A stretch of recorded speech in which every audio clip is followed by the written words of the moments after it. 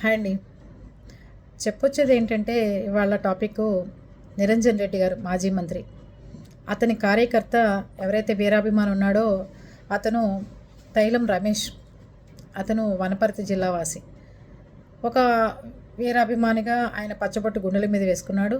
ఆయన కార్యకర్త ఫోన్ చేసి నిరంజన్ రెడ్డి గారికి, మీ అభిమాని చనిపోయాడు సార్, మీరు రావాల్సిందే, ఖచ్చితంగా మీరు ఎక్కడున్నా బయలుదేరి రావాలి అన్నట్ట. అయ్యా నాకు బోల్డ్ మీటింగ్లు ఉన్నాయి, అయిపోతే వస్తానంటే కుదరదు రావాలంటే వెళ్ళారట. వెళ్ళిన తర్వాత ఆయన పూలదండ వేసే లోపల అతను లేచి కదలికలు, కళ్ళు కదిలించడం, డొక్కలు, గాలి పీల్చుకోవడం జరిగితే ఈయన గబగబా అంబులెన్స్ ఫోన్ చేసి పంపించారట. దయచేసి చెప్పేది ఏంటంటే, వీరాభిమాని ఆయన మాటలు వినపడంగానే, చెవులకు వినపడంగానే చక్కగా లేచారు.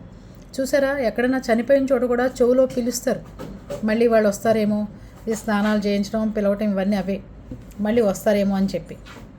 అలాగే ఎవరైనా సరే డాక్టర్ని ఒక్కసారి టెస్ట్ చేయమని చెప్పి ఉన్నారో లేదో కనుక్కోండి. మీకు మీరే డిసైడ్ అయిపోయి దండలు వేసేసి ఆ మనిషికి అలా చేయమాకండి. దయచేసి డాక్టర్ దగ్గరికి తీసుకెళ్ళి ఇతను పోయాడు అన్న తర్వాతే ఇట్లాంటి అంత్యక్రియలు చేయండి.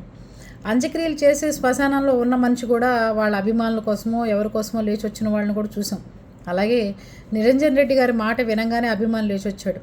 చూసారా, పాపం వాడికి బతికే యోగ్యత ఆయనకు ఉంది కాబట్టి నిరంజన్ రెడ్డి గారు రావడం జరిగింది. లేకపోతే ఆయన ఏదైనా అందుబాటులో లేకపోతే అంత్యక్రియలు అయిపోయేవి. అది పరిస్థితి. అందుకని 1-2 సార్లు ఆలోచించుకోండి. మనుషులు చనిపోయారా, బతుకున్నారా, లేకపోతే మీకోసం ఎవరైనా కలవరించే వాళ్ళు ఉంటే వాళ్ళ దగ్గరికి వెళ్ళి చనిపోయిన తర్వాత పిలవటం, లేపటం చేస్తే బాగుంటుందని నా ఉద్దేశం. మీరేమంటారు?